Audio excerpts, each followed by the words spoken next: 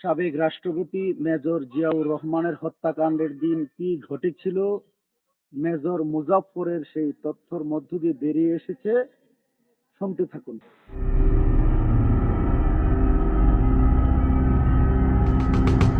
1981 সালে 30 মে চট্টগ্রাম সার্কিট হাউসের আধারে মেজর মোজাফফরের চাইনিজ এসএমজির 28টি বুলেটে ঝাঁঝরা হয়ে যান রাষ্ট্রপতি জিয়াউর রহমান। 4 দশক পর আন্তর্জাতিক অপরাধ ট্রাইব্যুনালের কাঠগড়ায় দাঁড়িয়ে কেঁদে কেঁদে সেই রোমহর্ষক সত্য স্বীকার করল ঘাতক মেজর মোজাফফর। জিয়াকে নিজ হাতে কেন তিনি শহীদ করেছিলেন, এর পেছনে কিভাবে কাজ করেছিল উগ্র বামপন্থী আদর্শ আর ভারতীয় গোয়েন্দা সংস্থা রয়ের মাস্টার প্ল্যান। জিয়া শহীদ হবার ইতিহাসের সবচেয়ে বিতর্কিত ও চাঞ্চল্যকর অধ্যায়টি জানতে ভিডিওটি শেষ পর্যন্ত দেখুন। জিয়াউর রহমানকে নিজ হাতে শহীদ করা ও আওয়ামী লীগ আমলে সংঘটিত মানবতা বিরোধী অপরাধের ঘটনায় আসামি অবসরপ্রাপ্ত মেজর মোজাফফর হোসেনকে আন্তর্জাতিক অপরাধ ট্রাইব্যুনালে হাজির করা হয় আজ সকালে। বৃহস্পতিবার তাকে ট্রাইব্যুনালে আনা হয়। সেখানে জিজ্ঞাসাবাদে মেজর মোজাফফর হোসেন জিয়াকে শহীদ করার বিষয়টি স্বীকার করেছেন। এছাড়াও জিয়া নিহত হবার পেছনে যে বিদেশি শক্তির হাত ছিল সেটিও স্বীকার করেছেন। সেদিন মেজর মোজাফফররা কিভাবে জিয়াকে শহীদ করে, চলুন সে সম্পর্কে বিস্তারিত জেনে আসি। 1981 সালে 30 মে রাতের শেষ প্রহর, আধার ঘেরা চট্টগ্রামে নির্জন রাস্তায় এসে থামল কয়েকটি সামরিক পিকআপ জিপ। তাদের গন্তব্য চট্টগ্রাম সার্কিট হাউস। হঠাৎই একটি পিকআপ থেকে এক লেফটেন্যান্ট কর্নেলের কাছ থেকে গর্জে উঠল রকেট লঞ্চার। ঘুমন্ত রাষ্ট্রপতির কক্ষ লক্ষ্য করে ছোড়া প্রথম রকেটটি লক্ষ্যভ্রষ্ট হয়ে উড়িয়ে দিল সার্কিট হাউসের ছাদের একাংশ।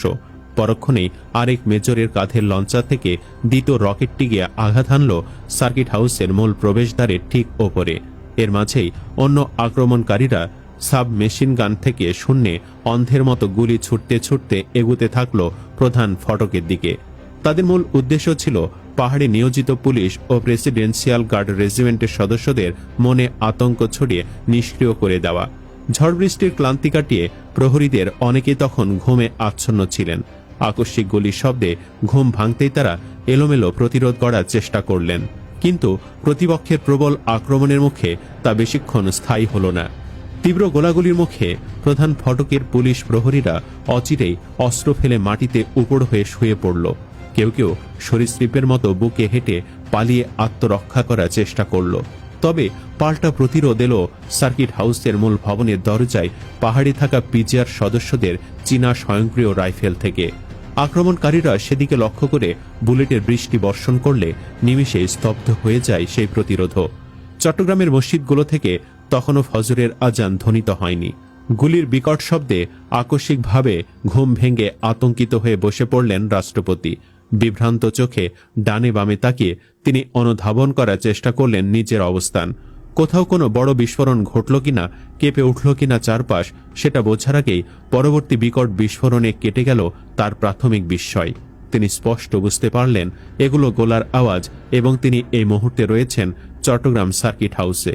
মুহূর্তেই তার মনে পড়ে গেল সামরিক গোয়েন্দাদের সতর্কবার্তা, যারা তাকে এই মুহূর্তে চট্টগ্রাম সফরে আসতে স্পষ্টভাবে বারণ করেছিলেন। রাষ্ট্রপতি জিয়াউর রহমানের সুইটে দরজা খুলে গেল। ধবধবে সাদা পাঞ্জাবি পরা রাষ্ট্রপতি বিষয় ও প্রশ্ন সংকুল চোখে বেরিয়ে এলেন।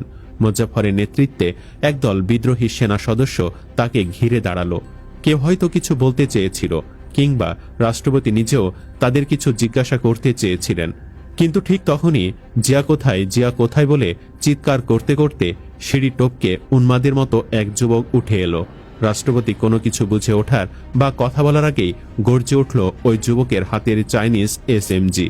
ম্যাগাজিনের 28টি বুলেট একসাথে নিমিষেই ঝাঁঝরা করে দিল রাষ্ট্রপতির বুক, পেট ও মুখমণ্ডলের এক পাশ।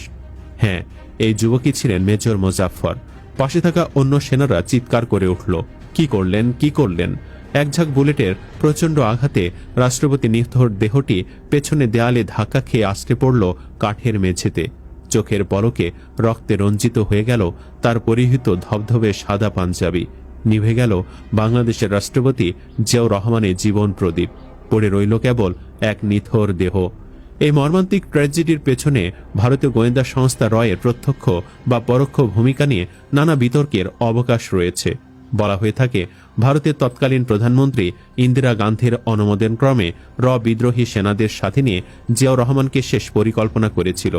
ভারতের সাবেক প্রধানমন্ত্রী মোরারজি দেশাইয়ের ঘনিষ্ঠ সহযোগী ও জনতা দলের সংসদ সদস্য সুব্রহ্মণ্যম স্বামীও দাবি করেছিলেন প্রধান RN কাউ এবং কর্মকর্তা শঙ্করন নায়ার জেনারেল জিয়াউর রহমানকে শেষ করার চক্রান্তে নাকি যুক্ত ছিলেন। উগ্র বামপন্থী মার্কিস্ট লেনিনিস্ট কর্নেল তাহের এবং তার সাঙ্গপাঙ্গ অর্থাৎ মোজাফররা বাংলাদেশকে একটি সমাজতান্ত্রিক রাষ্ট্র বানাতে চেয়েছিল। কিন্তু আমাদের মুক্তিযুদ্ধের মূল উদ্দেশ্য কি কমিউনিজম ছিল, নাকি ইয়াহিয়া সহ একনায়কতন্ত্র স্বৈরতন্ত্রের বিরুদ্ধে গণতন্ত্রের জন্য যুদ্ধ ছিল? বলেন তো। আমরা সবাই জানি কিভাবে 1980 দশকে সোভিয়েতের পতন হয়, কারণ কমিউনিজম একটি ভ্রান্ত ধারণা, পিওর কমিউনিজম একটি উটোপিয়ার মতো, একটা ফ্যান্টাসি ওয়ার্ল্ড যা বাস্তবতা বিবর্জিত। এদের অনেকের ক্ষোভ ছিল জিয়ার প্রতি, তাই ভারতের গোয়েন্দা সংস্থার সাথে মিলে তারা এই কাণ্ডটি ঘটিয়ে থাকতে পারে। চলুন মুজাফফরের বিচার প্রসঙ্গে ফেরা যাক। ট্রাইব্যুনাল 2 এর চেয়ারম্যান বিচারপতি নজরুল ইসলাম চৌধুরীর নেতৃত্বাধীন বিচারিক প্যানেলে মুজাফফরের মামলাগুলো শুনানি হয়। প্রসিকিউশন জানায় আওয়ামী লীগ সরকারের আমলে সংঘটিত মানবতা বিরোধী অপরাধের সঙ্গে সম্পৃক্ত থাকার অভিযোগে মুজাফফরের বিরুদ্ধে প্রোডাকশন ওয়ারেন্ট জারি হয়। এরই ধারাবাহিকতায় তাকে আজ হাজির করার জন্য নির্দেশ দেন ট্রাইব্যুনাল। মানবতা বিরোধী অপরাধের মামলায় গ্রেপ্তার দেখানো সহ জিজ্ঞাসাবাদের জন্য আবেদন করবে প্রসিকিউশন। গত 15 জুলাই রাতে বনানী DOHS এর এক বাড়ি থেকে মোজাফফর হোসেনকে গ্রেফতার করা হয়। তিনি সেনাবাহিনীর তত্ত্বাবধানে রয়েছেন। গত মঙ্গলবার প্রসিকিউশনের আবেদনের পরিপ্রেক্ষিতে বিচারপতি নজরুল ইসলাম চৌধুরীর নেতৃত্বে 3 সদস্যের ট্রাইব্যুনাল 2 সেনাবাহিনীকে এ আদেশ দেন। আদেশের পর চিফ প্রসিকিউটর মোহাম্মদ আমিনুল ইসলাম সাংবাদিকদের জানিয়েছেন, সারা দেশে যখন মানবতা বিরোধী অপরাধ সংঘটিত হচ্ছিল তখনও মোজাফফর হোসেন ও সাবেক MP লেফটেন্যান্ট জেনারেল মাসুদউদ্দিন চৌধুরীর মধ্যে একটি সংশ্লিষ্টতা পেয়েছে তদন্ত সংস্থা। মানবতা বিরোধী অপরাধের সঙ্গে তার সংশ্লিষ্টতা আছে, 111-এর সঙ্গে তার সংশ্লিষ্টতা আছে এবং আর কোনো বিষয়ে সংশ্লিষ্টতা আছে কিনা তা উদ্ঘাটনে তদন্ত কর্মকর্তা একটি আবেদন করেছেন। মোজাফফর হোসেনকে হাজির করা হলে শোন অ্যারেস্টের আবেদন করা হয়। প্রয়োজনে 2 জনকে মুখোমুখি করে জিজ্ঞাসাবাদ করা হতে পারে। মাসুদউদ্দিন চৌধুরীকে গত 23 মার্চ গ্রেফতার করে আইনশৃঙ্খলা বাহিনী। অর্থ আত্মসাৎ ও মানব পাচারের অভিযোগে মামলার পাশাপাশি মানবতা বিরোধী অপরাধের এক মামলায় গ্রেফতার দেখানো হয় তাকে। চিফ প্রসিকিউটর বলেন, মাসুদউদ্দিন চৌধুরীর বিষয়ে তদন্ত করতে গিয়ে ট্রাইব্যুনালে তদন্ত সংস্থা জানতে পারে তার একজন PA ছিল। সেই PA-র কল রেকর্ডের সূত্র ধরে জানা গেল মাসুদউদ্দিন চৌধুরী এবং তার PA-র মধ্যকার কথোপকথনের মধ্যে জন্ডু নামেও এক ব্যক্তি আছেন, যা একটি ছদ্মনাম। এই জন্ডু হচ্ছেন মোজাফফর হোসেন, যিনি শহীদ রাষ্ট্রপতি জিয়াউর রহমানের অন্যতম ঘাতক। ইতিহাসের পাতায় জিয়াউর রহমানের নিহত হবার ঘটনা আজও এক রক্তাক্ত ও রহস্যময় অধ্যায়। দীর্ঘ 4 দশক পেরিয়ে ট্রাইব্যুনালের কাঠগড়ায় উঠে আসা ঘাতক মেজর মোজাফফরের চাঞ্চল্যকর এই স্বীকারোক্তি কি তবে এই ঐতিহাসিক ট্র্যাজেডির পেছনের সকল গোপন সত্য উন্মোচন করল? উগ্র বামপন্থী আদর্শ, 1/11-এর নেপথ্য ছক আর বিদেশি শক্তির কলকাঠি নাড়ার বিষয়গুলোকে আপনি কিভাবে দেখছেন? ঘাতক মোজাফফরের ফাঁসি চান কিনা? আপনার মতামত অবশ্যই আমাদের কমেন্ট বক্সে লিখে জানান।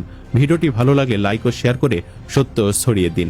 আর রাজনীতির এমন সত্য ও অনুসন্ধানী প্রতিবেদন নিয়মিত দেখতে এখনই আমাদের চ্যানেলটি সাবস্ক্রাইব করে বেল আইকনটি বাজিয়ে রাখুন। ধন্যবাদ।